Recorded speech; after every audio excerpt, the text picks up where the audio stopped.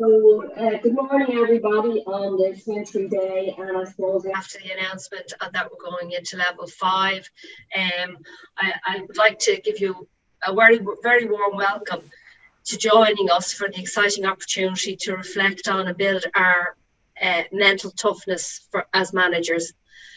My name is Angela Walsh, and I'm the head of the HSE Mental Health Services for Dublin North City and County. I'm also the chair of the Dublin City North SIP Children and Young Person Services Committee, Mental Health and Wellbeing. And mental health and wellbeing is actually very dear to my heart, because I do think it affects your physical health, it affects how you work, it affects your family, and it affects your life. So mental health wellbeing is very key for me. CYPSC are sponsoring this webinar today, and I would like to acknowledge Joy McGlynn, who's the chair of the Dublin City North Children and Young Person Services Committee, and she's the Tusla area manager for Dublin North City. She will be taking part with us and will take part in a panel discussion later on. A quick reminder to everybody, please make sure your microphone is muted and your camera is turned off, because you know, we have difficulty with some of these IT solutions, and I've just had a conversation there about Microsoft Teams. This webinar, as Karl said, has been recorded, so it'll be there for everybody to reflect back on. And you know, if you have one of those days where you need to remind yourself, it'll be there as a support for you. Okay, the webinar is one of a series, and this is the second. Unfortunately, I wasn't available. And for those who are not familiar, the Children and Young Person Services Committee, Dublin North, is one of 27 regional interagency networks. It's made of statutory, community and voluntary services. And our role is to improve outcomes for young children 0 to 24 through interagency coordination, collaboration, and under the umbrella of the Department of Children and Youth Affairs Policy, Better Outcomes, Brighter Futures framework. I suppose this is to support the exchange and sharing of learning, to support our resilience as managers and frontline practitioners through these challenging times. We're delighted to see so many different representatives today: early years, family support, social work, youth services, health and mental health services. There's a lot of staff, I understand, from Summerhill Primary Care Centre among us. As social and public services, working towards supporting children, young people and families, we find ourselves living in extraordinary and challenging times. And in the midst of this pandemic, services have to adapt quickly and redirect delivery in the safest means possible. And I have to commend everybody on the work today, because you have been doing this since March, and you need to remember that, and you have done a lot of work to date. So as managers, we have been rising to the challenge. We continue service provision and supporting staff. And, you know, we need to bring them with us. And sometimes in uncertain times where we're not sure what the next step is, that's easier said than done, I suppose. And responding to the dynamic nature of the pandemic, as I said, when it's uncertain, is difficult. Rarely do we get the opportunity to come together as an interagency of network managers, because all our work is interagency and we are dependent on one another. And this will give us space and time to reflect on our strengths, our resilience, and ultimately our mental toughness. Sorry, the light goes off when I don't move. I hope it'll assist you to understand that adversity, troubles and obstacles will strengthen you and will help you through this time. And that's a quote from Walt Disney. I felt we needed something to light the mood. And this will allow you to be creative, because we're all creative and we can all develop something new and something different. And we all have it within us. And there's a lot of uncertainty for you. So I'm therefore delighted to welcome Karl Hyden. Karl is a master certified coach and licensed mental toughness and resilience trainer. He has extensive experience working in the social and public services field, having worked as a coordinator for services for the unemployed for local development partnership in Cork, as well as regional enterprise mentor and career coach with the Department of Employment Affairs and Social Protection. Karl has lectured and guest lectured for a number of universities, including TU, Dublin and UCC, and more recently for UCD Professional Academic, where he delivered webinars to global audiences on professional resilience. And after the presentation, Karl will join Joy and myself to answer any questions. So as I said, please feel free to submit questions to the chat box. I also want to say that there won't be any break, but look, it's okay. You're free to go out and if you need a comfort break, that you can go ahead and do that. So without further ado, I would like to welcome Karl to present to us is Resilience for Practitioners. Thank you very much. Fantastic. Thanks so much for the introduction and that. Just making sure that my everything is going in the right direction here. Yes, we are. I think we have things on a screen. Very good. So thanks, Angela and Joy and Kleena and I suppose the entire mental health and well-being subgroup in that. I really appreciate you supporting this initiative and inviting me to come along and provide some information that may be of use and support to those of you that are working with people in the front lines, but also for yourself and that. And I think picking up what Angela said today, you know, this is also time out for yourself, time for you to, you know, just pause for a little bit and, you know, see where you're at and take stock a little bit and maybe incorporate some new ways of looking at things or new tools in that. So I really am delighted to be working with you all for the next while in that. What I hope will be a very impactful program today.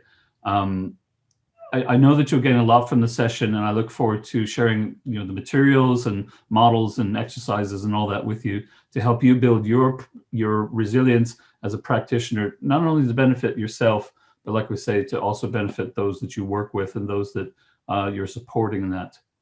So I'm looking up here and making sure that everything's going okay. I think there's no alarm bells signaling on my screen, so I'm gonna continue and plow on ahead there. So over the last few months, obviously, things have been different, to say the least. Things have been very strange, and there's been this shift to online meetings. And, you know, I'm sure that you're pretty much webinared out of it at this stage, and everything that you pick up in the news or on social media or whatever has the R word included, the R meaning resilience. So, you know, there's a lot of stuff out there. There's a lot of things out there, you know, that you may be able to avail of, but sometimes it's you know, what is useful, what is not useful. So I think, you know, for us, it's a matter of, you know, picking the tools, the information that's going to be most useful for us for moving forward in that. So as practitioners, you'll notice that some of the approaches and tools are familiar or even borrowed or based on or even robbed from other disciplines and that you may be familiar with. And that's okay. The information shared in this webinar is very much grounded in brain science, positive psychology, mental toughness practice, mindfulness, and research into resilience in that. So there's a lot of all the techniques are based in some way in evidence-based methodologies in that. There. So who in the world am I? Well, from my accent, you can tell I'm from the west of Ireland, actually about 7,000 miles west of Ireland, in fact. My name's Karl Hyden. I'm originally from Texas, and my first life was as a professional classical and jazz musician. I married a Kerry woman who changed my life for the better. And we moved to Ireland 25 years ago with our 3 children, who are all grown up at this stage. We've been involved in coaching, mentoring, training, consultancy throughout that time here in Ireland. There's 2 businesses I work in. One is Cadenza Group, through which we're bringing this webinar and the mental toughness supports to you in that. And the other business that I ply my trade is the family business unit.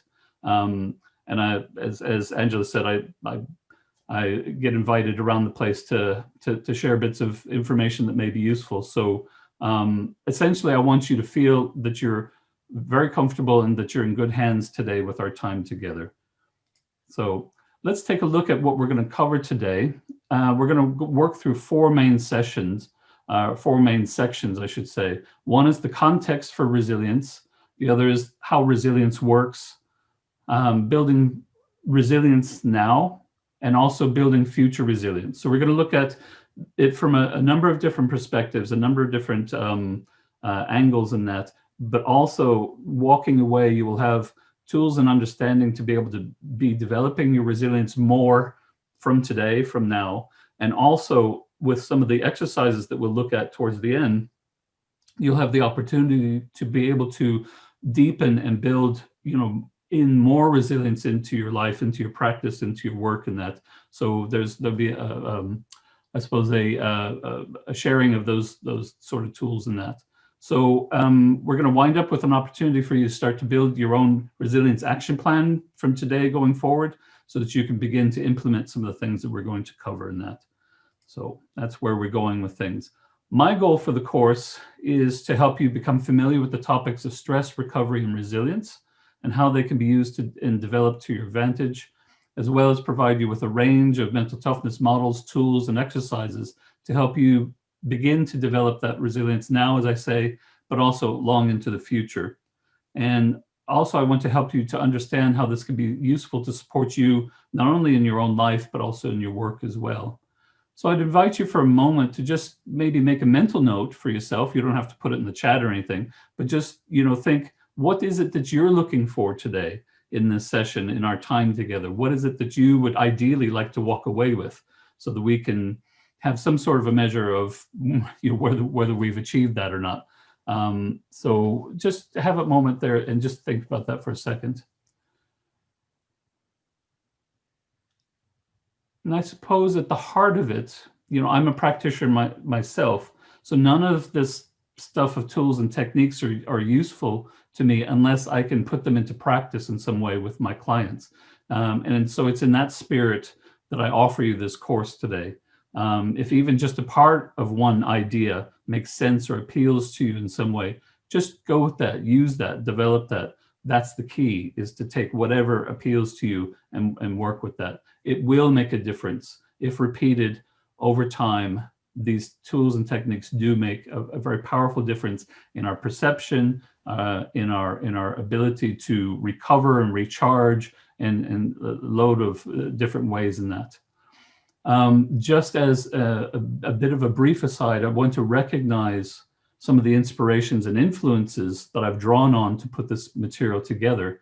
Certainly, there's a load of research in the UK on mental toughness specifically at all different levels, from school-going children on up to adults, on into business, on into various fields. And that work's done by Dr. Peter Clough and Doug Straharczyk in the UK on mental toughness. They have a number of books out and wrote kind of the seminal works on that in the UK. Everything's evidence-based. It's top-notch stuff. Also, I've drawn on, from the positive psychology area, Martin Seligman's work that you may or may not be familiar with in positive psychology. He's also done a lot of work in mental toughness and his work around flourishing. So there's some elements of that. And also Dr. Rick Hansen has some very practical work on developing and curating techniques for resilience development. So those would be, three areas there that would be quite useful if you're looking for more information following this presentation. So to get the most from today, you're probably very, very well experienced at this stage in attending webinars, but for good measure, here's just a few tips, not to duplicate what Angela said there, but just, remember to get something to make notes with. However you do that is fine. I'll be running through a lot of content. It's very content rich, what we're going to be going through today. So there'll be a lot, and I won't be staying too long on things, but just remember that there will be a video available that you can go back and refresh and that. So don't worry about if you miss something, but if you want to take screenshots, that's fine. If you want to jot things down, that's fine. Just be aware of copyright and intellectual property rights and all that sort of thing. So that if you're sharing that, make sure that there's a reference or that there to wherever they came from. So I've also tried to vary the slides with, some of them have a lot of information, some of them have very little information, just to try to kind of take into account people's learning styles and preferences along that. There's a number of summary slides that I have throughout the presentation there to be able to get. Sorry, just looking at the chat there. So there's a number of summary slides there, so that we're taking a little bit of a pause as we cover each of the sections, so that we can make sure that you are having time to digest as much as possible while we're running through things in that. Yes, just a comment there. Yes, I will get the names of the references there, and I'll put them in the chat at the end at the Q&A. Somebody just remind me, and I'll do that, no problem.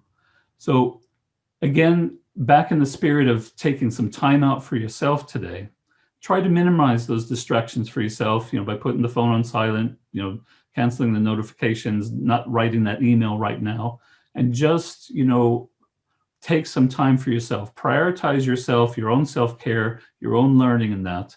Why not take a mini break, during this time that you mightn't have the opportunity or maybe the permission or the time to take in another time. So you can take that now. I'm going to pause and recap at various stages of the presentation to help you digest, as I say, but I will be going full pace. And take comfort breaks whenever you need them. And like I say, there'll be a Q&A at the end. And so far, no messages that my hair is on fire, so we're good to kind of go on and move forward. So I hear you ask, Karl, how did you become interested in resilience? So thank you for asking. When I was a kid, way back before the days of video games, I got a present of a little toy similar to the blue toy that you see on the screen there. It's a little spring toy, and it has a suction cup that fits onto the base there, but there's a spring in the middle. And they had little animal faces on them, lions and tigers and monkeys and that sort of a thing. So it used to intrigue and delight me. I'd push this down, the suction cup would go down to the base and sit there, and kind of like one of those clowns that pops out of the Jack in the Box, I suppose. Similar to that, you didn't know when it was going to pop back, but it always popped back. So you push it down thinking, okay, it's going to stay there. And then without warning, boing, it pop up again. And suddenly, it bounced up in the air, and so did I. And it was delightful as a child and all that. It was great fun. And no matter how many times I pushed that top down to the base and squashed it in the base, no matter how hard I did that, how many times, the power of the spring would win back again and again. It was impossible to overcome that fact. No matter what, the toy would always bounce back because there was a spring inside. And some of it is because it was designed to bounce back. Now, clearly, I'm making some sort of an analogy to ourselves here, as we'll see as we move on, but it is remembering that there is this innate ability in us to spring back that we'll focus on throughout some of the presentation in that. When I was older, around 10 years old or so, I got into martial arts because, of course, everybody was kung fu fighting at that time, and Bruce Lee was on the scene, and karate and kung fu was everywhere. So I got involved in that. But when I'd watched these kung fu masters in movies or on TV or whatever, particularly the Shaolin monks there, as I'm showing there with myself, I'd be almost intrigued how they kept their cool and their focus when doing amazing feats. There'd be all this stuff happening around them, all this chaos or all this, maybe these battles, or maybe it was just acrobatics happening around them. And they themselves would stay calm and cool as if they were resting in the eye of a storm that was happening around them, and it wasn't having any effect on their calm or their focus or that. And that's when I became really deeply interested in what I would later learn would be ways of developing mental toughness and resilience. So after an opportunity to study with a couple of the Shaolin monks, I learned that a lot of what they do boils down to learning to control your thoughts, emotions, and impulses through various, often simple exercises. And by doing that, we allow for our innate resilience, that boing, to spring back, to return, like the toy that I had as a child. And what these performing and meditating monks do has now been researched very widely by various disciplines of science, and much of it can be categorized as developing mental hardiness and emotional resilience, things that are now included as parts of positive psychology programs, mental toughness development, sports psychology, and loads of other areas.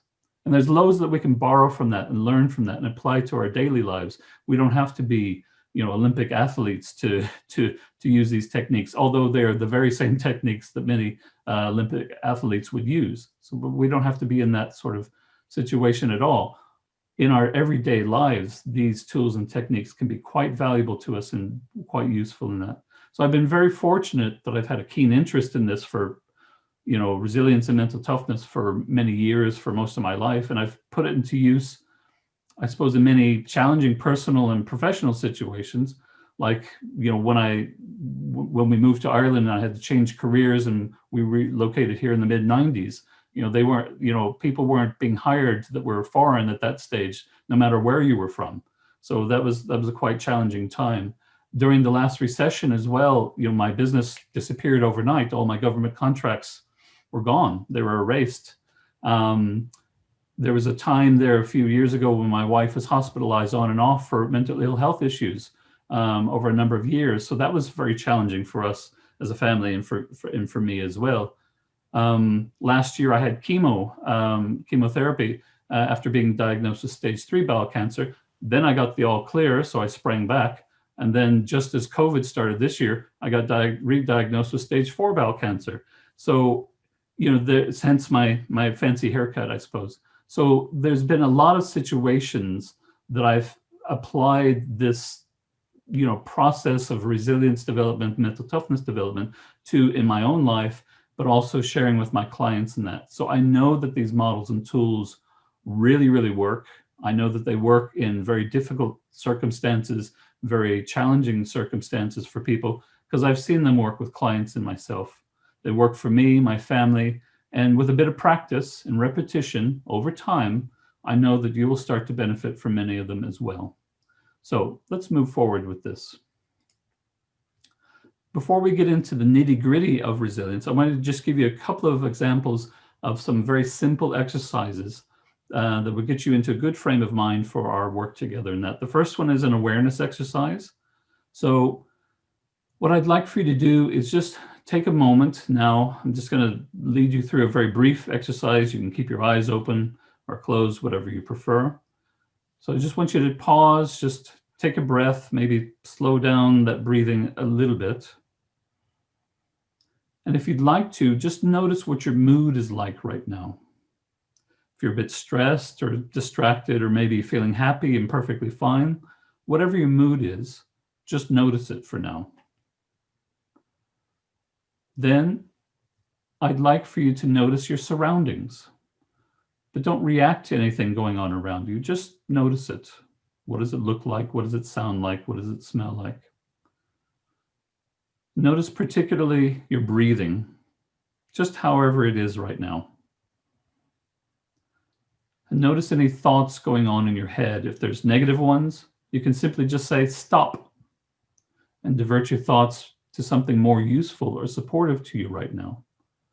Just like a thought about something or someone that makes you smile, perhaps.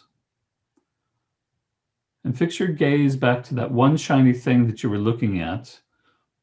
It could be your computer, it could be a pen, it could be anything at all. Just pick something that's a bit shiny and notice the qualities of it, the color, the shape, the outer edge of it.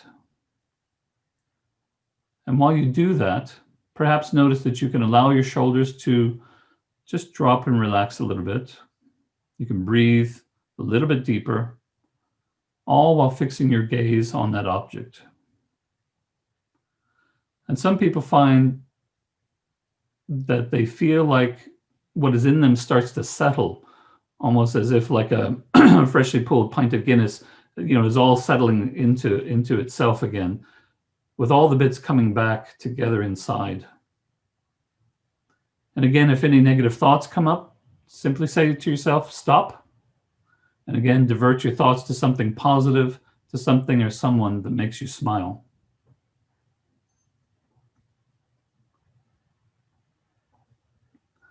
Okay, now just bring your focus back to the slide on the screen if it wasn't there already.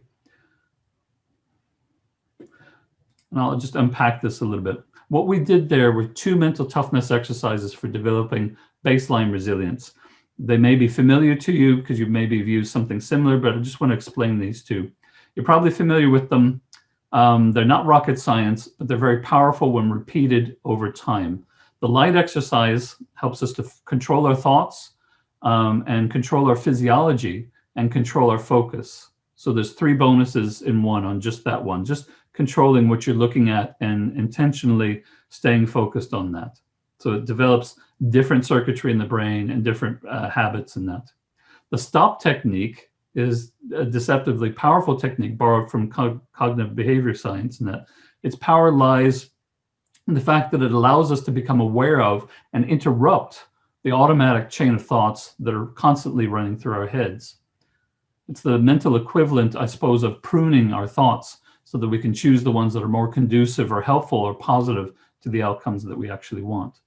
So that one exercise, we were using a couple of different techniques there for developing resilience and mental toughness. So how these both support resilience development is simple. So we think of a bucket of water like I have on the screen there, and our random thoughts are like little holes in the bucket, letting the water drip out bit by bit. And negative thoughts are like bigger holes, letting more water drip out. And after a while, the level of water in the bucket gets very low, and attempts to refill it are pointless because of all the holes. So our resilience is the water. These exercises help us to patch up those holes bit by bit over time, and practice repeatedly in conjunction with some of the other things that I'll share with you today. You'll retain more and more of your resilience in the bucket, so you keep more of what's naturally there. And that'll be important when you need to draw on your resilience for a particular situation. But if your resilience has leaked out, you might not have as much as you need when you need it and when you need to rely on it. So the regular patching of holes through simple exercises like that is very important to be engaging in from now on in that. And a lot of what I suppose a lot of about today's session is simply learning to spot the things that are draining you and draining your resilience, and learn effective tools to help you patch up the places where that's leaking out in that. So let's continue to warm up your brain, or bend your brain a little bit with this next exercise. So on the screen there is kind of an ambiguous sort of picture enough. So to yourself, just think, what is it that I'm seeing? Okay, now some people will report that they see two rabbits facing to the right. And then some people will say, well, actually, what I see are two ducks facing to the left. What I want you to focus on, it doesn't matter if you see ducks or rabbits, it really doesn't matter. What I'd like for you to focus on is the ability to see the rabbit facing the right, and then focus on seeing the duck facing to the left. And see if you can toggle your brain back and forth to see one image and then to see the other image, even though the image that I'm showing you on the screen hasn't changed. What's changing is how you are perceiving that, how you're looking at that. Now, here's a little bit, maybe an easier way of looking at it, because I've made it to where the duck and the rabbit are obviously different. But just, have an opportunity there to look at both of those images and toggle, like I say, back and forth between seeing it one way and seeing it another. And we're developing how we interpret things. We're developing how we control those interpretations, those perceptions, because at the end of the day, we do have control somewhat over those perceptions. Maybe not always completely, because we have automatic perceptions coming into us, but we can always alter those perceptions. And we'll look at some other tools later on to develop that a bit further. So that's the duck and rabbit. That's my little brain bender for you. I have a couple of more later on that we'll get to. So hopefully you enjoy those sorts of things. Now, we've got your brain warmed up a little bit. Here's a wonderful quote from the founder of, not the founder, but the creator of this concept of the flow state, Mihaly Csikszentmihalyi. It says, the ability to take misfortune and make something good come of it is a rare gift. Those who possess it are said to have resilience and courage. So, what is resilience? What comes to mind when you think of the word resilient? Do you think of a person or particular qualities? How would you describe what it means to be resilient? And just think about that for a second.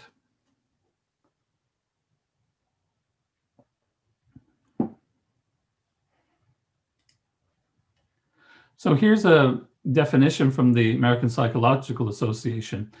And I've highlighted some bits because we're going to draw on these highlighted bits throughout the next little bit here. So it says that resilience is a process of adapting well in the face of adversity, trauma, tragedy, threats, or significant sources of stress. It means bouncing back from difficult experiences. The quote again.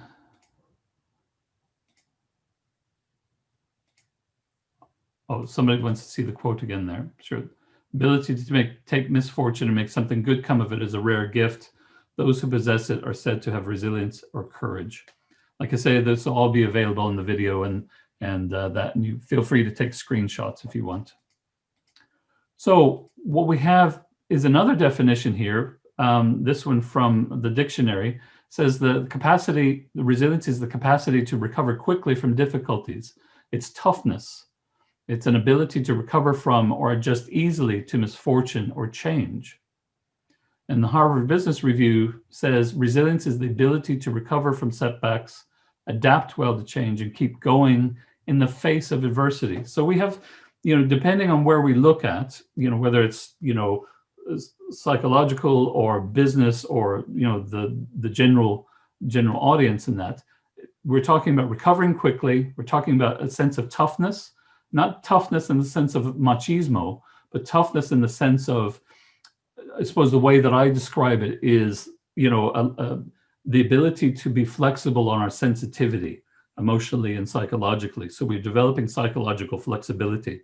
You may be familiar with, tools for developing that from acceptance and commitment therapy or other tools in that.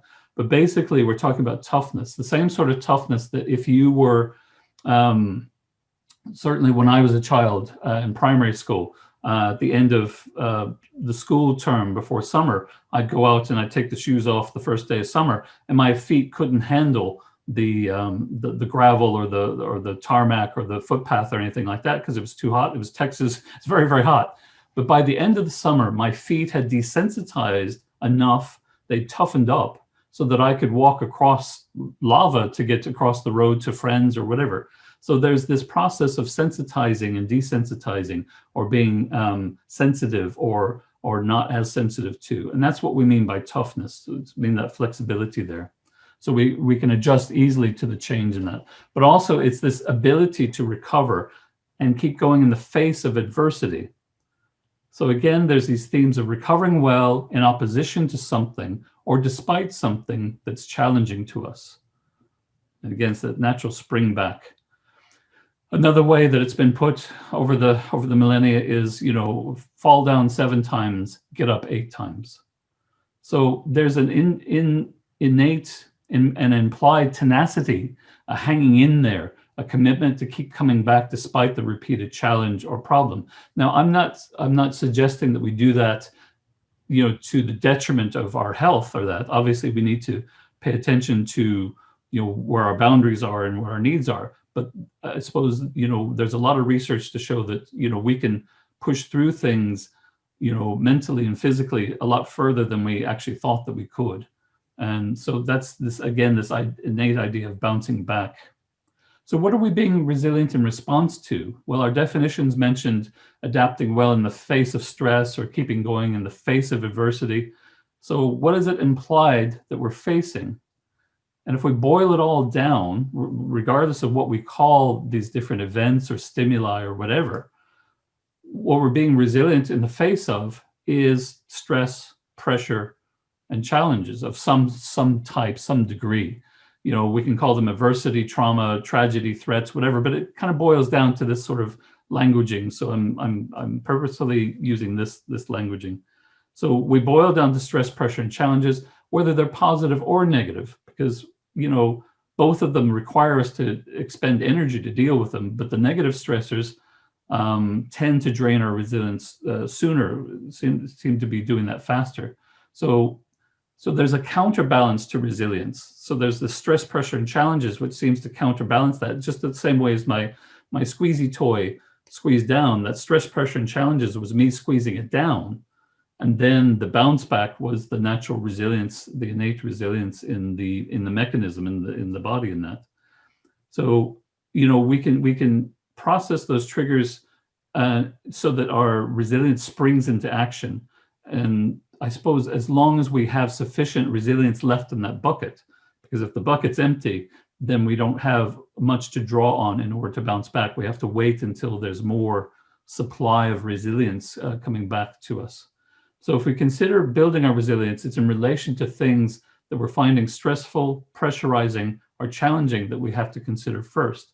But let's take a moment to look at that in the work context, if we can.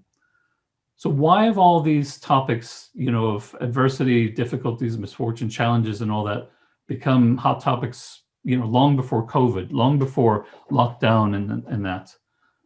Have you noticed the workplace become more stressful than it was maybe years ago, 5 years ago, 10 years ago, or that? Is society more stressful than years ago? And to play devil's advocate, are things really more challenging than before? Well, obviously we have the constraints of COVID and level 5s and all these sorts of things. So in the short term, yes, but in the big picture, are they? Well, yes and no. Life happens certainly at a faster pace than before, even before quarantine and lockdowns and all that. And our work happens more rapidly because we're more switched on and more connected. But at least for most Western countries, and I suppose I need to respect the fact that you all are working with, front line with people that are experiencing extreme challenges. So I'm not minimizing that in the least bit, but certainly in the West generally, life has gotten safer. Not for certain groups, I suppose, and there are challenges, but generally in terms of statistics and that, life has gotten safer in that. And you think that might translate to a reduction of stress, but it certainly doesn't. So some of it is, the direct stress that we're experiencing, and some of it is the mental stress that we're picking up because we're talking about stress, and we're stressed about stress, and we're stressed about talking about stress and all that sort of thing. I don't know what your experience is, but certainly whether, in my experience, whether clients or organizations or individuals all said that they're certainly experiencing more stress. They're perceiving that there's a lot more stress now than ever before, and they seem to have less resilience, though, to deal with it. So that's a curious piece there. And all these points, for organizations, workforce, personal, challenges and all that are draining our resilience reserves, often in the background, kind of like, when you leave the car headlamps on and overnight the battery drains down. They're all there in the background happening. Now we're layering COVID in level 5 and level whatever will be next on top of all of that. And so is it any wonder that our batteries go flat, if we're not recharging them? But if we notice that there are stressors there, that those are there in the background, we can start to learn to counter those constant, I suppose, those constant, background stressors in some way, so that we're dealing with those in the background as well as the ones that are coming to us on a day-to-day business, day-to-day situation that are unique to a particular situation and stressors and interactions. So here's a few more ways of identifying work stress. Just not that you need much help identifying it, but there are things like perceptions and culture in an organization, whether it's large or small or that. There's leadership styles that can contribute to challenges or stress or that. There's different experiences of stress on different work sites, different locations, different times of work, different teams. And all of that is ramped up during challenging times of change like now, which is happening so much and so frequently now. And not surprisingly, the quote there at the end, before the current pandemic, the WHO described that stress was the global health epidemic of the 21st century. So we have COVID that we're dealing with. We've got all these background stressors, and then we have this global health epidemic of stress happening. And then on top of that is also the fact that the WHO are saying that there's going to be an impending mental health challenge or pandemic coming as well, which is kind of not helpful for them to say it in those words, but at the same time, it's a reality that we may be experiencing now and in the future. We've had 6 months, 7 months of this, so we know that we're not in a sprint. we're definitely in a marathon.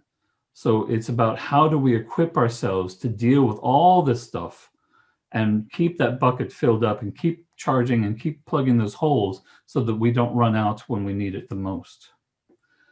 And we've all experienced, stress isn't just localized, locally to us.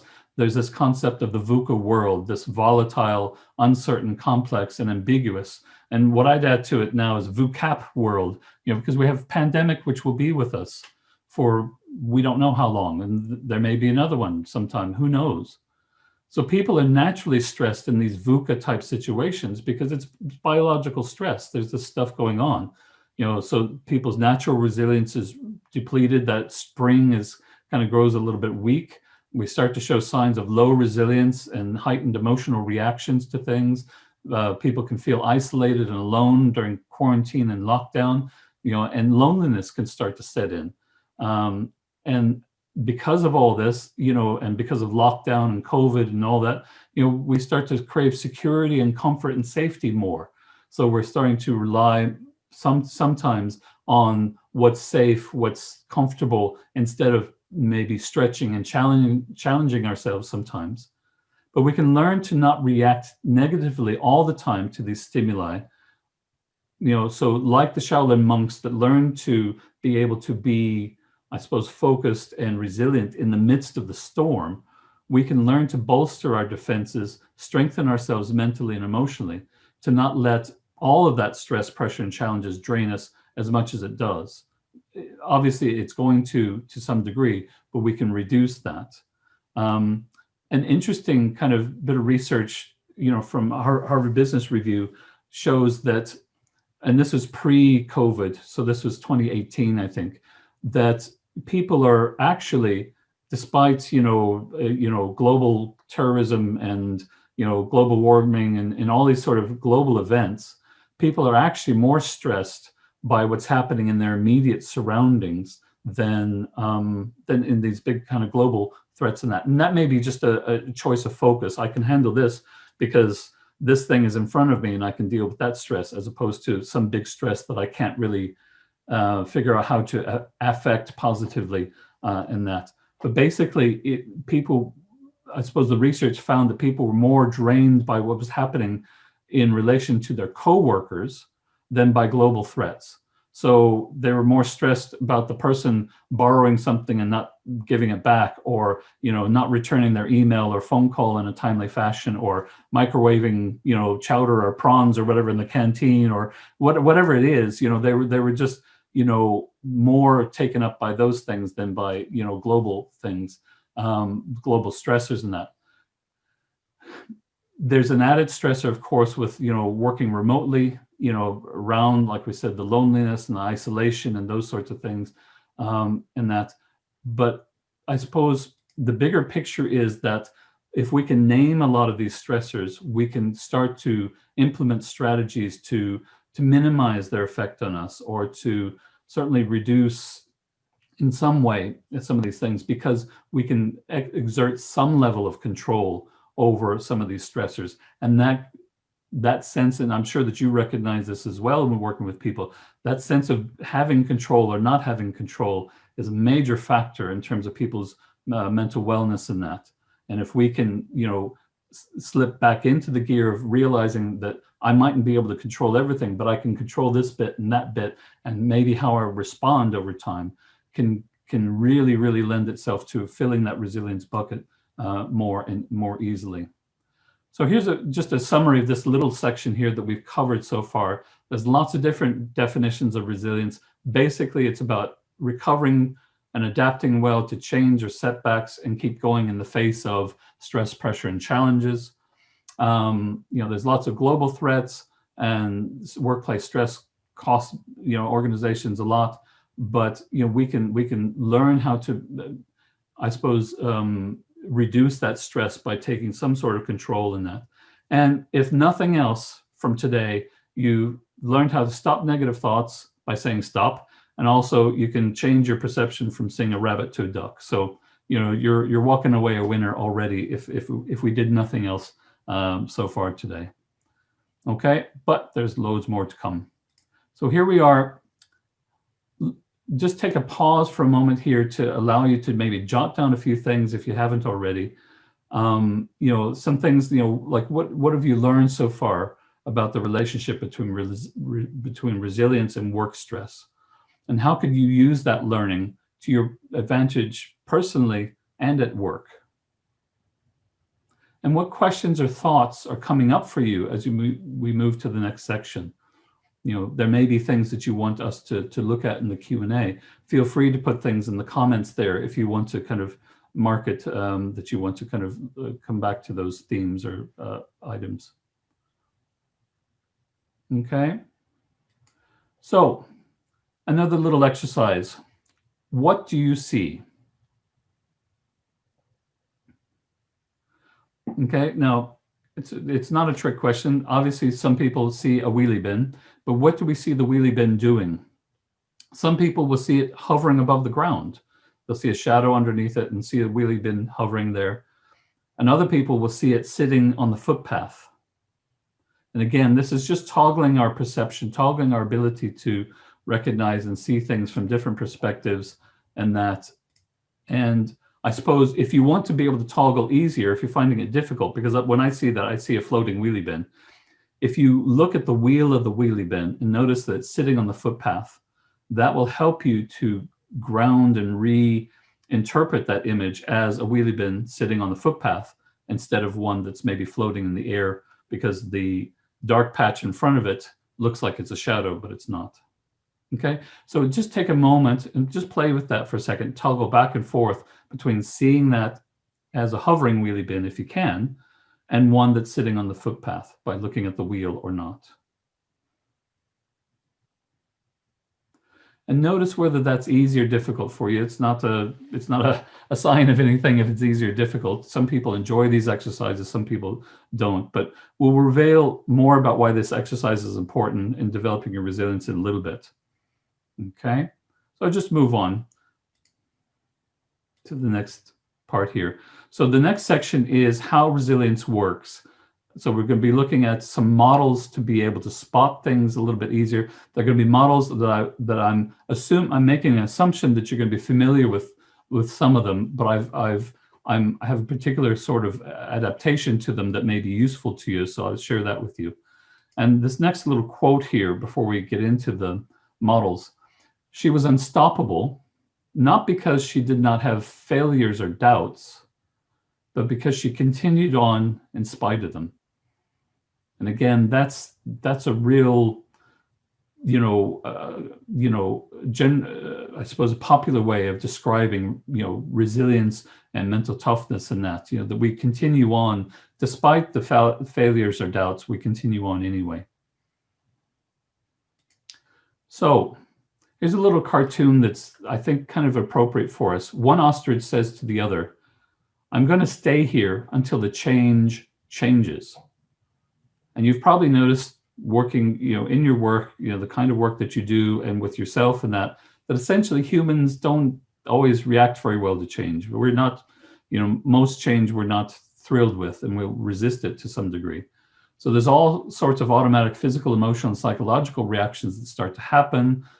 Some we notice, like our nervous system, or we're getting ratty with others, or we're becoming more silent and increasing our coping mechanisms, like eating sugary things or fatty things or whatever.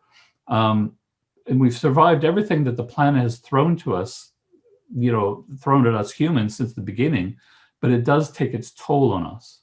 And with the current pandemic, it's only normal that we'd be feeling increased, in our levels of stress.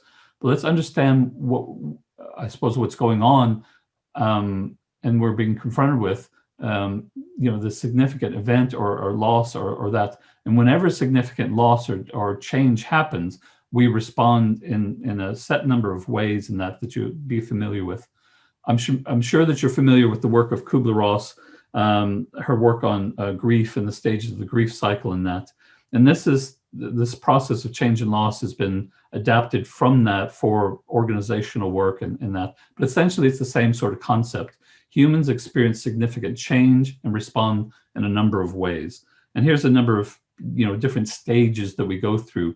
And from actual relief people saying, okay, finally, we know that it's level 5, thank goodness we at least know that. So I have some little sense of control. Others will, we saw last March, April, when we started the first lockdowns, and that people were kind of in a state of shock or mobilization or loss.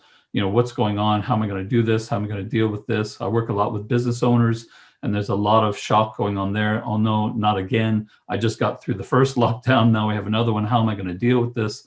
And not knowing what's happening there. And that kind of goes into and is related to, this sense of denial. Oh, well, it'll be fine. It'll be grand. I don't have to do anything, or I'll stick my head in the ground like the ostrich, or that. For some people, it develops into a sense of, increased, expressiveness. So there's anger, or it might be very low in terms of emotional response. So there might be kind of self-doubt or, lowness or, depression, not in a clinical sense, but, lowness and that. Eventually, we work through all of that and get to some point that we say, okay, grand, it is what it is. It's this thing here. How am I going to do things to help myself get out of that? And then we because we're humans, we always try to draw meaning from events and from circumstances. So we go through that stage until we get to finally the integration stage, which is the next step, the next piece in that. So I'm sure that you're very familiar with those. It's just important to note that this is the process largely for unwanted change or unexpected change that involves some sort of grief or loss in that. So again, you've probably seen similar curves, that again, all of these different stages graphed on a curve. What I'd like to call your attention to, though, is over on the left there, we have the emotional response can be more passive or more active, or more kind of median in the middle there, depending on the stage that we're going through.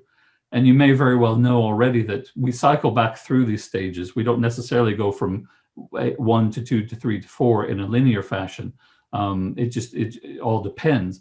But I suppose what I'm trying to show here is that there is a wide range of responses to, unwanted change or sudden change or loss or grief or that. Essentially, we can meander through those, and some people, as you well know, will meander through those for a lot longer than others. Some people it will only take them a short while to kind of get to an integration stage of some sort, and other people might reach that for a very long time. And I suppose some of this is trying to recognize and capture the feelings that are happening, maybe for you or for people that you're working with, and certainly in the general psyche of the country and the world. In that, there's this shock that's happened, and a lot of us feel like we're being bounced around inside of a pinball machine, like a pinball, just boom, boom, boom, boom, boom, boom. Are we doing this? Are we not doing this? How do we do this? What's the next normal? What do we do? And people don't know. So it might be useful right now to consider, considering COVID and that, what stage are you at currently with the change in loss curve? So where are you at now?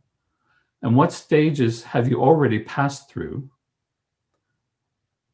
And what actions or resources or supports do you need in order to move towards the integration stage if you're not there already? And what actions, resources, and supports will those that you work with, your clients, what will they need in order to move forward towards the integration stage? So it's just taking a few moments on that and considering and reflecting on that. Where are you? Where are maybe some of the clients? And how can you move to the next stage or move towards that integration part? Now, another way of looking at this tool is to view it in terms of phases. So we have the ending phase, the red there, that we've left. We left that last March, and we started on this journey, and people are going up and down or whatever, but most of us are at this transition phase of where are we at? Okay, we don't know where we're at. We're not quite to the beginning phase of the next chapter yet. We might be, I don't know. If you know for certain, please let me know. But I think most of us are still certainly in this transition phase of what do I do? What do I do? I've ended what was before. I haven't gotten to the new normal or what's next. And what do I do in this middle part here? So you know, we can't necessarily force our way through the process or control when we'll arrive at the different chapters. But what I have learned with working with people and myself over the years is that we can help the process along by taking, you know, 3 steps. And the first one is to realize that it's a natural process that we're going through, so we can reduce our resistance to it as much as possible, because we're not going to get out of going through it. We have to go through it. But if we reduce that resistance, we can move a bit easier through it. The second part is to not blame, shame, or guilt ourselves for going through the process or getting stuck here and there along the way.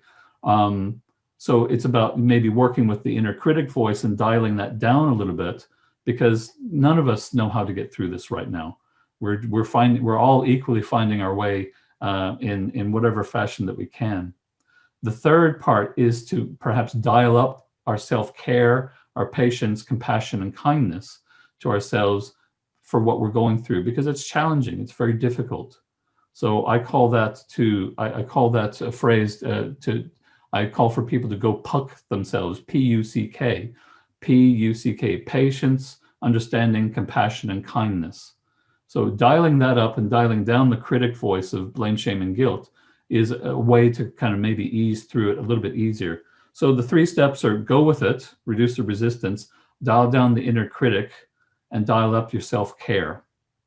So those would be things that I've found working with myself and clients help us to move, I suppose, transition through those different phases a little bit easier.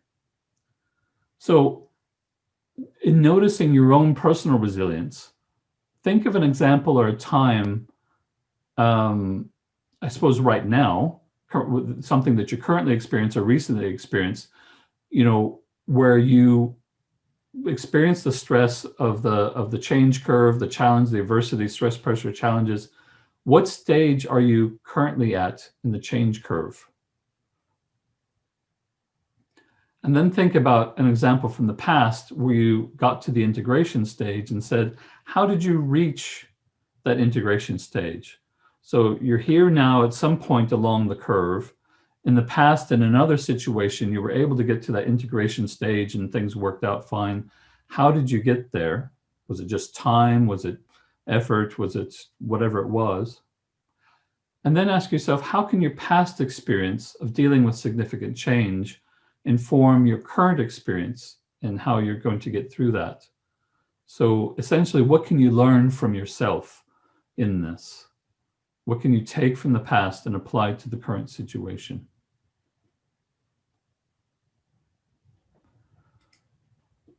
Now, without any interventions, you'll notice throughout your life that you've bounced back to just about everything that you've experienced that has drained you in life, whether it's drained your bucket hugely or not. And it's natural to bounce back, as we said before.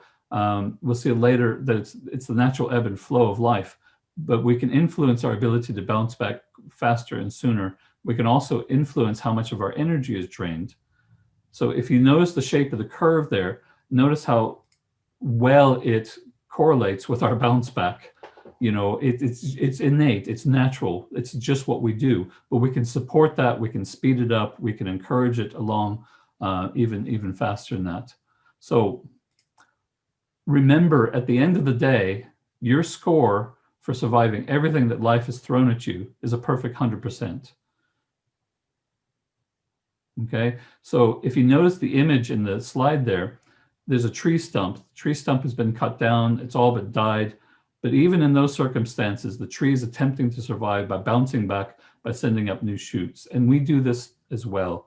You've probably seen this with clients. It may take a long time for some people, and other people seem to be able to do it sooner. But it takes time to heal from what was and to travel through that transition phase. But we will come back. We do come back. We survive. We bounce back. And we can support that with some of the tools that we'll kind of look at. So just a quick recap now. You know, humans experience change and loss. We move through various stages of the change and loss curve. You know, we can notice how our energy moves up and down in relation to whatever stage that we're in the curve. Without intervention, we'll move through it. It just might take a bit longer, but by working with it and not resisting it, we might be able to move a little bit easier through it. The ups and downs of waves resemble the bounce back that we've been talking about. you know, when we finish one chapter, we have to move through that transition phase to move to the integration phase of the new normal in that. And, you know, you've successfully gotten through everything that life is throwing at you or has thrown at you so far. Okay, so we've looked at the change cycle and the shape of the change curve in that and how it's related to bounce back and resilience in that. So let's now, I suppose, focus on stress in the recovery cycle and how it fits perfectly with the same sort of cycles, curves, and patterns and all that. Again, we have a wavy line. The main takeaway here is to remember that, you know, as we exert stress, you know, as we expend our energy in terms of dealing with stress in that, whether it's positive or negative, we need an opposite and equal amount of recovery time. So if we have high stress and a high peak, we need to have some sort of an equal and opposite recovery time. If our stress is long term and it's going for a long period of time, we need a deep de-stress or a deep recovery period in that. Otherwise, all the water in the bucket drips out and we've got nothing left. So we have to kind of be able to recognize that this is part of the natural process. Stressors are there in the background or in the foreground. We're dealing with them, but we have to switch off and we have to recover in some ways. And we'll look at a lot of those tools and techniques in a minute. But a simple way to understand this is, you know, if I stay up till 2 in the morning working or watching something interesting, I'll have to sleep till 10 in the morning in order to get my 8 hours sleep, you know, 2 in the morning to 10 in the morning. But if I instead wake up at 7 in the morning, I haven't recovered my energy fully. So now I'm in a deficit. And I carry forward that deficit by keep adding to it until I've taken enough rest to equalize in that. So we can't get away from it. We have to recharge at some point. And this is part of the reason why when people, you know, go away, you know, for a weekend or a holiday or something, they're you know, they can recharge, but also B, sometimes it takes people a long time to recharge because they're still in that stressful mode and they haven't clicked into recovery until maybe the last day of their time away. You may have noticed that yourself. And some people become ill on holiday or after holiday because they've let the guard down and finally they can just start to feel and the body can recover. So there's all these sort of, interrelation between stress and recovery. The main thing is we have to notice that it's an oscillation back and forth, and we have to work with that oscillation. And if we don't, we do it at our peril because we will come up short. So, you know, energy is okay, as we know, is the capacity to do work. So it's not so much that stress is the problem.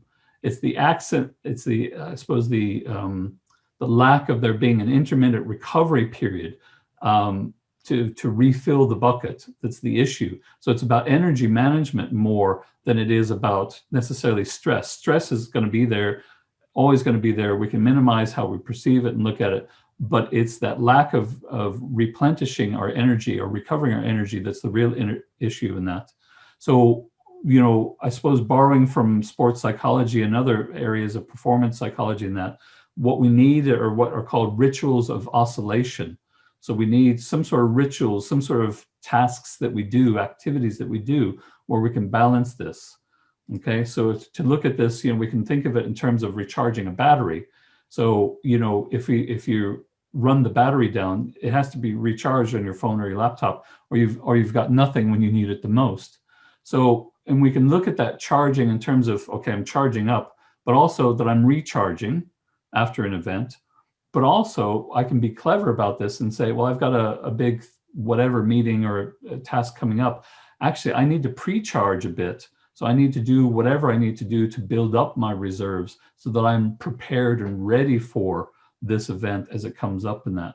So, you know, the baseline activities, you probably well know them, are things like sleep, nutrition, you know, enjoyment, fun, relaxation, perhaps being in nature, you know, having sort of physical activities that we're doing in that. So, you know, we're already doing some of these things, but some of the activities that we'll look at in the rest of this time today will help you to strengthen and deepen those tools in many ways in that. Effectively, we want to turn you into a super duper charger. Another useful concept that we can use to look at this, or a model that we can use, is this idea of a bank account. So that if your bank account, so if you have 10,000 in your bank account and you make a withdrawal of 100 out of it, it's not really affecting in a negative way your bank account. You still have plenty there in case there's other withdrawals in that. But if you only had 100 in the bank account and the withdrawal came for 500, then that's going to cause a difficulty. That's going to cause a crash of some sort.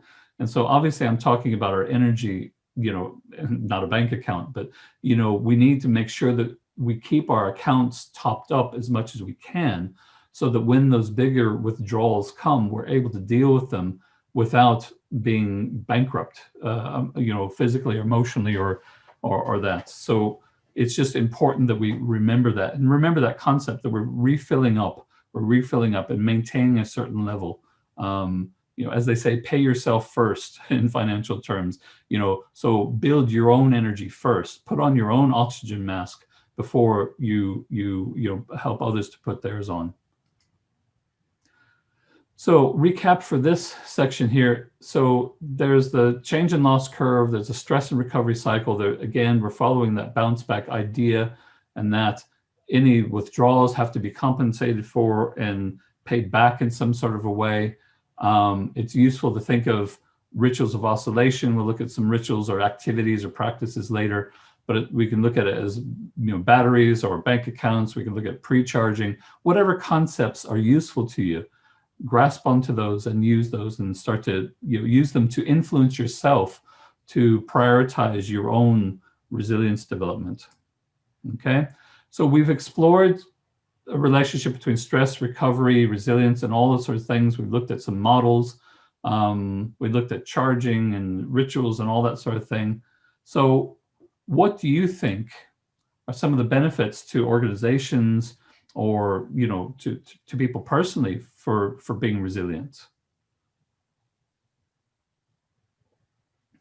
Well, fortunately, I have a few things to suggest to you. Certainly in terms of organizations and those working in them, there's a lot of benefits there. There's greater sense of self and social awareness, better ability to avoid stress or burnout. People are able to be more authentic in themselves when their resilience is topped up. We can develop grit and perseverance in the face of challenges or adversity. There's a correlation, a direct correlation we found in terms of mental toughness development anyway, between increased resilience and mental toughness and reduction in stress, absenteeism, and the like. So, people seem to go out sick less on work when they've developed their resilience more. And, obviously teams and that will be stronger, more supportive. There's a number of personal benefits as well. When you're in good form, when you're fully kind of recharged in that, you'll probably notice a lot of these things in yourself, that you're able to, be more purposeful and find meaning, and that you can be, I suppose, manage change and setbacks much easier. You can stay more psychologically and emotionally flexible. People can be more adaptable to change and, respond more favorably to change. So there's a lot of positive things that happen just by being topped up when that account is more full than when it's down. But when it is down, it's important that we start to be able to recognize when it is down, so that we can take, measures to start topping up. So there's ways of spotting low resilience in action, and a lot of them are emotional behaviors, or behaviors, I should say. Things like, increased, if you're noticing in yourself or in someone, increased sadness, or, lowness, or anger, or guilt, or shame, or these sorts of, what we might call negative feelings, but, be that as it may, these types of feelings can come up, and they can present themselves as, in yourself or coworkers, being, overly angry or upset, or feeling guilty or embarrassed, or these sorts of things. And that's a sign that resilience is low. We also know that that's related to self-image, self-esteem in that, but some of that is also related to the resilience being low in certain situations or times in that. So when there's a complete lack of resilience, then obviously it's going to have an immediate impact on motivation. You or someone isn't going to feel like doing something or doing the task or doing the thing, whatever it is. We might withdraw from interacting with other people. Our cognitive functioning and well-being can be, dampened and that. So there's a lot of ways to recognize when that bank account has gotten, a bit low and it's time to recharge up. So how do we recharge up? How do we, what are the things that we can do? Well, resilience is made up of a number of components. And while there's no set agreed amount globally as to what it makes up or makes it up, these components, these 10 components tend to be there somewhere in the research when we're talking about resilience. So if we work on topping up some of these, and you're already using some of them, I'm sure, but if we look at topping up or adding more of these bows to your quiver, then you're going to have increased resilience in that. So things like optimism. So this is about outlook and how we're seeing things. Altruism. So helping other people, having, a strong sense of right or wrong, whether that's true or not. It's that sense of right or wrong, that ability to bounce back, having a sense of a bigger picture. Some people will stretch and train their resilience, with some of the exercises that will obviously strengthen those muscles of resilience to be able to bounce back quicker. Certainly in my own situation, I've always found humor to be quite useful, to break the stress, to kind of, break that sort of cycle in that. Having someone to emulate or to draw on or to gain wisdom from, whether they're alive or not or whatever, it doesn't matter. Having social support, so belonging to a group, embracing fears, stretching out of a comfort zone, and having a sense of meaning or purpose. Now, I know that you've come across these in different other activities that you engage in your work, but it's interesting that when we draw them together in this particular way, they are the foundational components of resilience itself. So it's quite useful, because if we know that, then we can focus on being able to build up these specifically. We're not searching around for what makes this up. We can focus specifically on these. So here we go. The other thing, just to summarize this part here, yes, we'll have these. The video will be available later, so all the detail will be there for you to go back over in that as you want. But I suppose the important things from this particular section is that there are models that we can use to spot where we're at in the whole process of stress and recovery. We can look at it in different ways that helps us to remind to top up our resilience, and that we can spot when it's low or lacking, when resilience is low or lacking in us or in someone else through different behaviors in that. And most importantly, we know what 10 of the components are that make up resilience, so we can focus on those specifically and build those up and develop those. Okay, so just as we come to the end of this particular section, I just want you to take a moment and look at your learning log there and say, what are these, concepts or tools that, do you find interesting? Which ones would you, be most likely to use in your resilience development? And if you started using those, what impact might they have on your performance at work or how you show up in your personal life? And just reflect on that for a moment.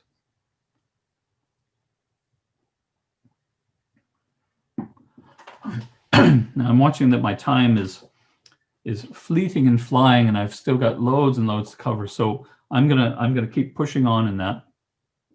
I'm gonna skip this next exercise here because it's very similar to the other one there. What I would like to draw your attention to, though, is this quote from the Mayo Clinic that says basically the best exercises to train your resilience is to focus on training your attention and your awareness. And that's why those little exercises that I've been giving you have been focused on awareness and attention in that, because training your mind to decide to focus on this and not that is a very important tool in choosing to be resilient and choosing to be able to strengthen your resilience in that. So that's why that's important and useful. We're going to move now to we've looked at the 10 components of resilience. Now I want to show you the 10 ways to build resilience now. So again, this quote here: life doesn't necessarily get easier or more forgiving, but we get stronger and more resilient in response to it. And the way that I see that, I suppose for me, an image that speaks to me is this idea of the bonsai tree. You know, the bonsai tree out in nature, you know, before it became a manicured kind of, you know, executive toy, you know, or household item, and that, you know, bonsais grew up on cliff hangs, you know, in the most inhospitable weather, you know, that could be imaginable in that. And it's almost miraculous that they survived it all, you know, these harsh and you know, unforgiving, you know, climates and that, but they did. And they often came out twisted and knurled from the events, and they stretched in whatever direction that they needed to grasp that bit of sunlight or water or whatever. So for me, the bonsai in the natural setting symbolizes strength, overcoming difficulties, hardships. You know, it emulates poise, beauty, and elegance in the face of adversity. And they're just a great reminder to me about how amazingly resilient we are as humans, and that we too can overcome and become stronger from stress, pressure, and challenges in life. And the interesting thing about the bonsai tree is that it comes in two varieties. One is the weathered, influenced by nature and the elements version, the natural one. And then the other is the pruned and cultivated and nurtured by humans version. So if we look at ourselves kind of like a you know, human bonsai tree, up to now, perhaps, you know, we've allowed our resilience to be weathered and influenced by life and circumstances. But going forward with some of these tools and that, you'll have the opportunity to cultivate and grow your own resilience to bear whatever fruit that you want to for life going forward. So if we look at these 10 ways, again, according to the American Psychological Association here, there's 10 ways of building resilience now. The first one is to make connections, you know, good relationships with people, you know, people that you can have close or, you know, intimate, you know, from a closeness point of view, relationship with people. Another one is to avoid seeing crises as insurmountable problems. You know, it's opening up this whole thing of the growth mindset versus the fixed mindset. You know, if I have a growth mindset, I can see things and interpret things as a floating wheelie bin instead of a grounded wheelie bin, or I can see things differently as how I choose is most beneficial to me to see them. The other is accepting that change is a part of life, so we can flow with that a little bit more. We can move towards goals if we have goals to focus on that give us some sense, depending on the goal, of security or safety, or the fact that we're, you know, have some sort of sense of control. And the same with the decisive action. You know, by taking some action, we feel like we've switched the mode from, you know, our locus of control from being out there somewhere to being internally within us. Growth opportunities for self-discovery, you know, ways of growing and expanding ourselves. You know, there's two main energies that we deal with in ourselves, a creative energy. One is the one that says be safe and be small, and the other that says be more and grow. So it's about tapping into that second one so that we can feel like we're being more, we're growing, we're reaching potential in that. We can nurture a positive view of ourselves. So again, that's talking about, you know, dialing down the critic in some way. We can keep things in perspective. We can maintain a hopeful outlook. We can take care of our physical and mental and emotional well-being. Again, you all are well versed in all of those tools, but it's interesting to see that, you know, from right now, from this moment, you know the 10 components of the build up resilience, but you also now know the 10 ways of building resilience now.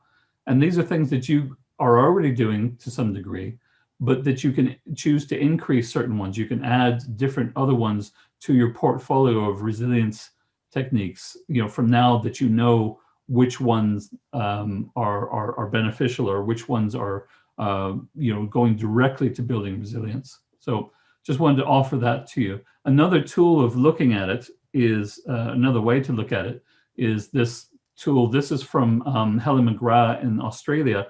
She deals with resilience with young people, with children. She has fantastic tools that, go and check out her website and tools and all that. But basically, she's come up with the acronym here of bounce back.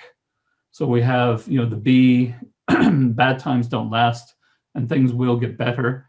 Other people can only help if you share with them. Unhelpful thinking only makes you feel worse. Nobody is perfect, not you, not your friends, not family, not anyone. Concentrate on the good things in life, no matter how small. Everyone suffers, everyone feels pain and setbacks. That's a normal part of life.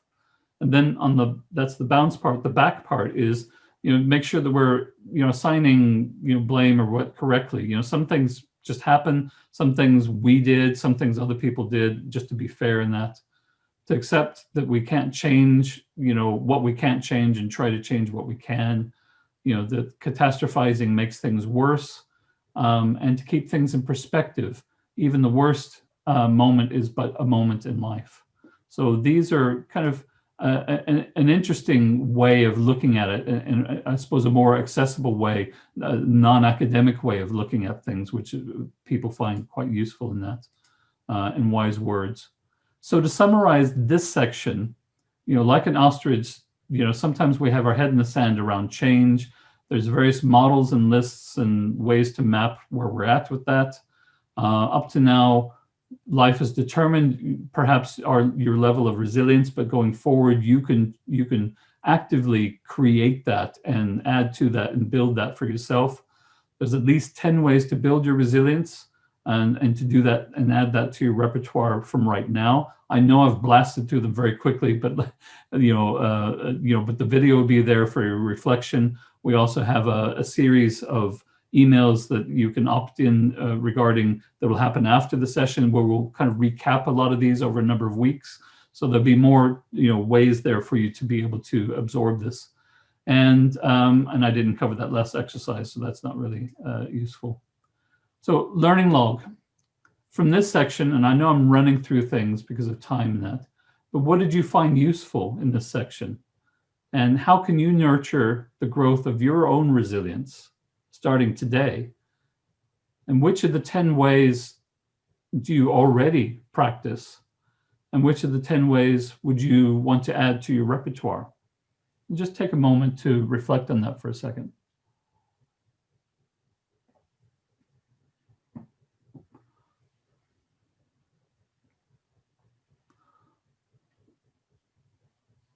Okay.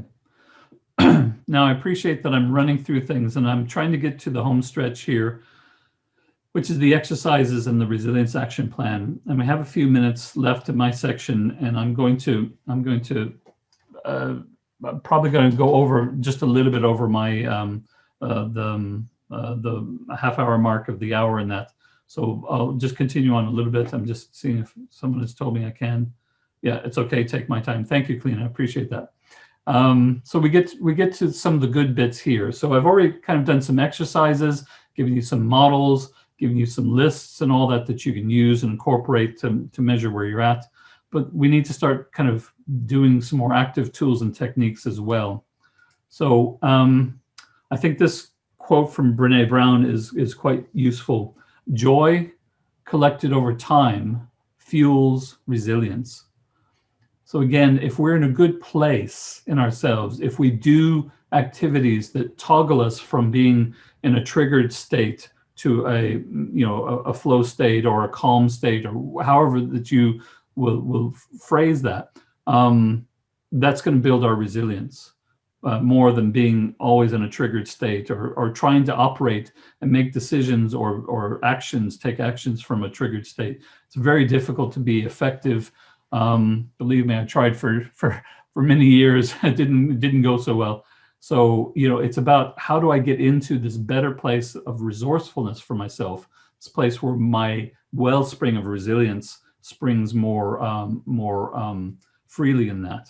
So there's in mental toughness development in that, there's a number of exercises. There's 6 main categories that we draw on. There's, the categories of positive thinking, visualization, anxiety control, attentional control, goal setting, and self-awareness. Now we've already, dealt with, I suppose we're going to focus on 3 categories: positive thinking, visualization, and anxiety control, because we've already run through a number of tools, models that develop self-awareness, including, you know, ways of telling when we're lacking or low in resilience. And we've also done a number of exercises around attentional control.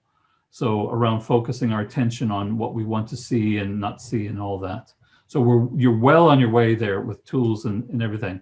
But I just wanted to draw from a few of these exercises from these remaining 3 categories, if you don't mind, on positive thinking and that. Now, a lot of people view positive thinking as, you know, not particularly useful in that, and I suppose it can be unhelpful at sometimes if we're dealing with a Pollyanna sort of situation.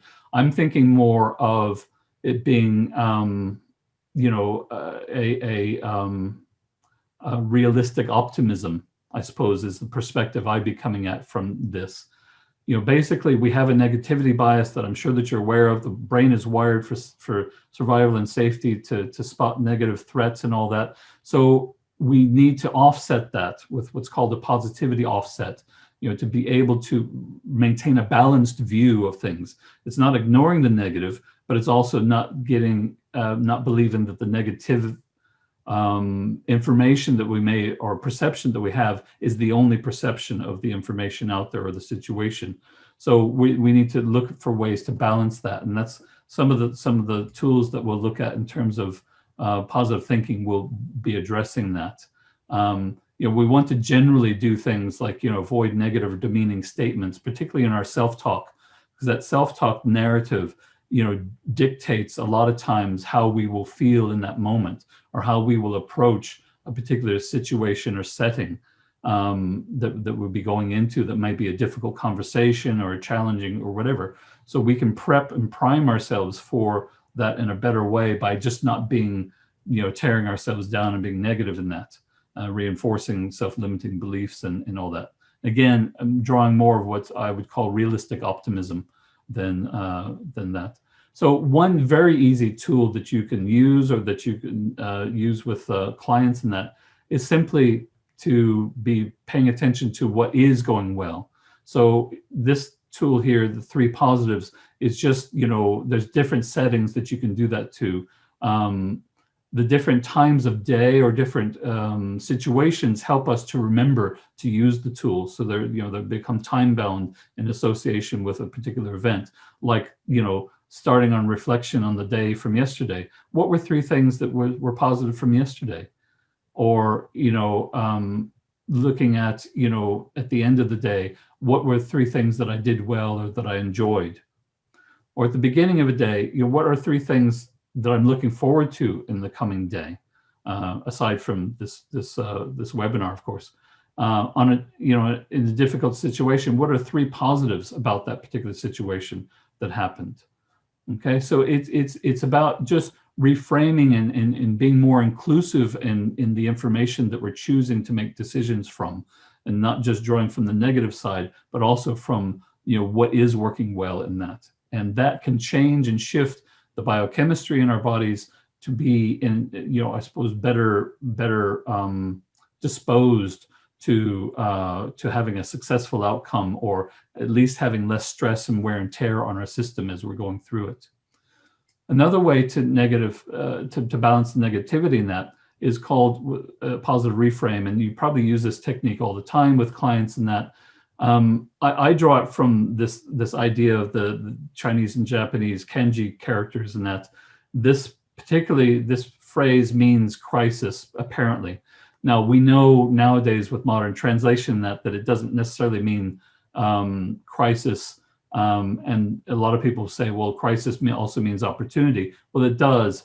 It doesn't necessarily with these characters, and that the characters aren't the point. The point that I'm saying is this two-headed coin idea of that something can be maybe negative or challenging on one side, but also an opportunity on the other, is the underlying concept. So if we can positively reframe situations and say, okay, yeah, that's really unfortunate, but what's the upside to this? How can we use this to move forward, to get us closer to what we need or want, or that. So there's this positive reframing, or just reframing that we call it. And then I suppose an interesting cartoon on that is this idea of the two men in the prison cell there, both doing artistic achievements in that, and both using the same window to look out, but having very different perceptions of what is available to them out there. So again, it's this reinterpretation in that.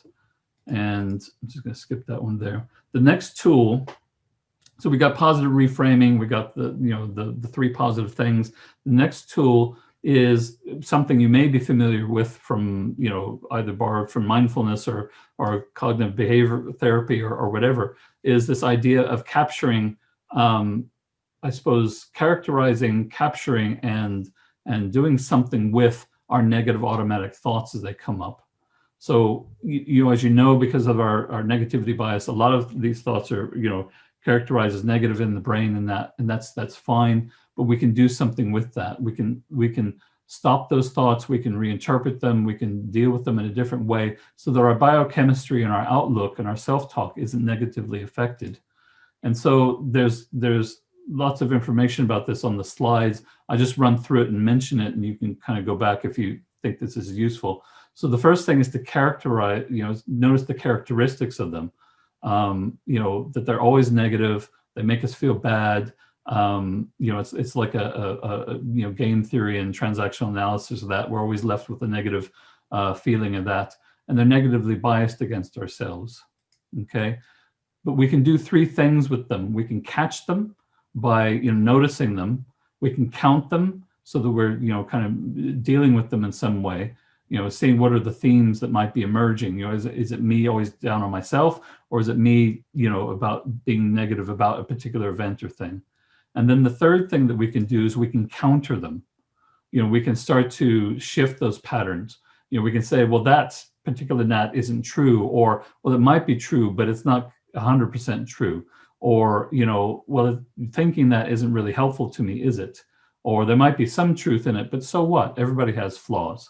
So there's ways of working with those so that we can minimize the damage that they have.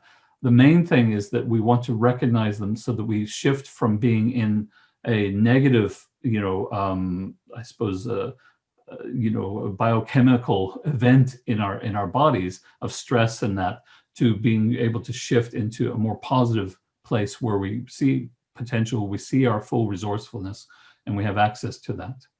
And then the last one is the stop technique that I talked about earlier. So there's, the stop technique where we can just do a hard stop by simply saying stop, or whatever word that you want to use, when we notice the gnats or the negative feelings or whatever coming up. We can just call it as it is. So we're stepping into a different place in ourselves in terms of our personality in relation to, we're taking more of a positive, supportive control of ourselves, instead of being in more of a victim place in ourselves, or more of a receiving place.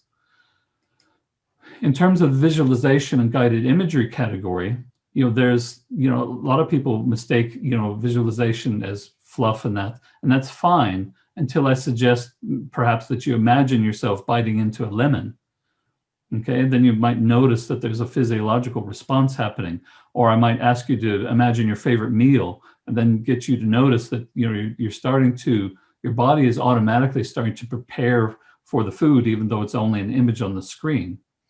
Okay, so whether it's unpleasant or pleasant, guided imagery is a useful tool in that, to use to settle ourselves, or to help with somebody else.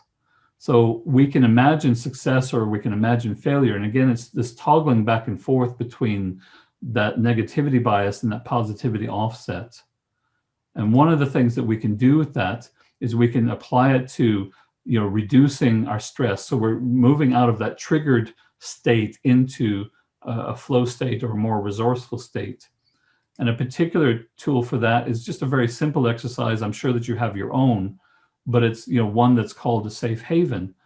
And I just do a little bit of it with you for right now, just very quickly, because I know that our time is moving on in that. So basically, Safe Haven is just a very brief exercise. It's a self kind of guided imagery in that. So if you can allow your mind to enter a place that's perhaps has significant or special meaning for you, it's a safe place. It can be real or imaginary. It can be, you know, some place that you've visited or a place for holiday or that. And you can allow yourself in your mind to drift to that. And you notice that if you do that for long enough, you know, that the you know, feelings of relaxation will come into the body a little bit more. And you can focus on that sensation of relaxation and notice where in your body that is. Is it in your shoulders or in your back or your chest or in your leg or wherever it is? And just stay with that feeling once you've transitioned into that flow state, that state of well-being, and stay there as long as you choose.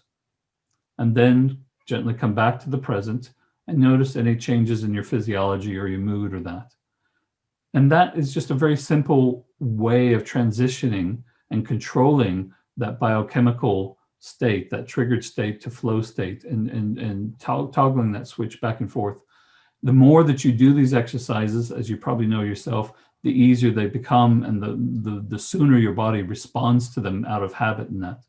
So they're quite useful. Another exercise that I use in this category is called appreciation triggers. And again, it's using images, things for me that helped me get through chemo the last time and this time, you know, are things that I put up on my screensaver on my computer. You know, it might be flowers or puppies or whatever it is, or holiday destinations or whatever. You know, the one on the right there is a place that my wife and I went to in Greece, and you know, we climbed this hill to get to this top, to this temple of Poseidon, and I have just wonderful memories of that. And so I can relive that whenever I want to help me shift out of that negative, you know, mix of chemicals into a positive chemical and more resourceful state. But you can do that with anything. But the suggestion is that to maybe have that on your computer or on your phone, that you can, you know, that you can, you know, tap into it when you need to, and that, so that you can, you know, access this at any point in time. The last section here is the anxiety control. And the underlying principle is, again, that, you know, physiological responses such as fear and worry and that, you know, change our physiology, but we can shift that, we can change that to something else. And the technique that I most use for that is called the pause technique.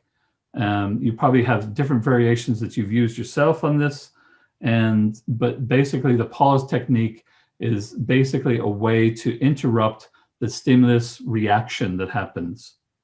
Okay, so, you know, we're used to somebody giving us a look and we react a particular way, or we're used to being cut off in traffic and reacting in a particular way. So that's the stress reaction. What we want to do is we want to have a pause in there so that we can respond in a way that we choose, instead of simply reacting out of, you know, habitual reaction, which is important for life. You know, if there's a bus coming or a car coming, you want to automatically react. But most other settings, as you know, we don't need that automatic reaction. We need to be able to choose from a range of responses. And the way to do that is to break the pattern of that reaction all the time.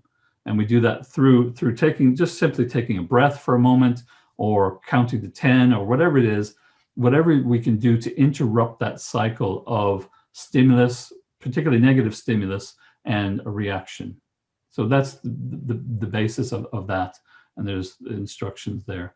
The last one that I'm going to share with you is, you know, a simple tool. You know, that apparently only 14% of us, you know, 14% of us smile fewer than 5 times a day. 30% of us smile 20 times a day. Children smile up to 400 times a day.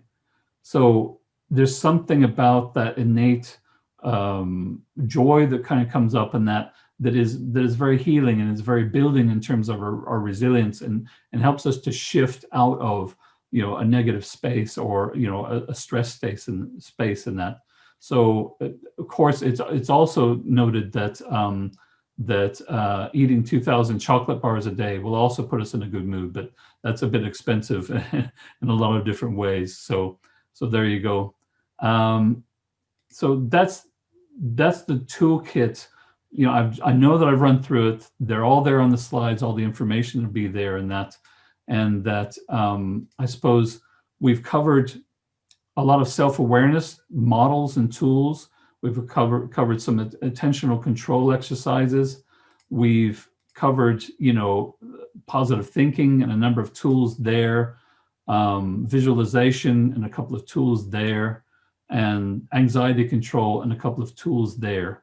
And these aren't rocket science. These are things that are probably similar to things you already do, but it's more about how do I do them and how do I put them into action? And that's really what we want to do. We really want to put these into action in some place. So we've got outer activities that we can do, these models and everything. And then we've got this inner environment that we're working with. And so what we want to do is we want to come back to our bucket analogy. And we've got the 10 components and the 10 ways of building resilience now that we can broaden and fill our resilience bucket. And then you have exercises that you can deepen your resilience, turning your bucket into a deep and powerful well. But all of that requires action. And you know yourself, most of the time when you go to something, oh, that was interesting, or that bit was interesting, it goes on the shelf, never to be looked again at. So what we want to do is we want to focus your mind on what are you going to do? How are you going to put this into some sort of a plan so that you can actually use this and benefit from it? So I want you to just take a few moments, and we're nearly ready for the Q&A, but, you know, what is your resilience development plan? You know, for yourself, you know, be able to spot what's your current level of resilience, what level of resilience will you need for the future path ahead? You know, where are you on the change and loss curve? You know, which of the 10 ways do you use? Which of the ones do you want to use? What of the exercises do you want to use? Are you drawn to? And, you know, when will you make time to do this?